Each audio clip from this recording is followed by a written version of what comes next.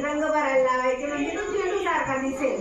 आणि हे जे खाली चित्र दिसत आहे तर मग इथं दिलेलं असतं. तुम्हाला वाचता येतं का मातांना? हे तर तुम्हाला नाही म्हणायचं नाही, आपण थोडं थोडं वाचायचा प्रयत्न करायचा. आता तिथं काय लिहिलंय? लहान वस्तू, फळे, प्राणी यांना गोल करा. आता आपल्याला फक्त लहान वस्तू कोणते आहेत त्याला आपल्या मुलाला जवळ बसवायचं, त्याला विचारायचं का रे बाळा हे बघ या दोन फळांची नावं सांग अगोदर. काय हे फळ? तो मुलगा सांगेल आंबा, हे लिंबू. मग यांच्यामध्ये कोणतं लहान आहे ते सांग आणि त्याला असा मोठा गोल कर असं सांगेल. आता हे दोन काय आहेत? प्राणी. हे काय आहे? कुत्रा. काय आहे? हत्ती. याच्यामध्ये लहान कोणतं आहे त्याला गोल कर.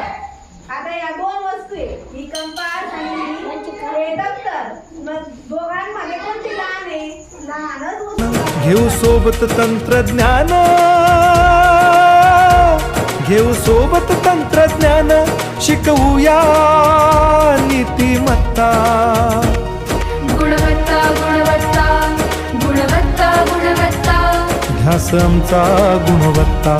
गुणवत्ता गुणवत्ता गुणवत्ता गुणवत्ता, ध्यास आमचा गुणवत्ता.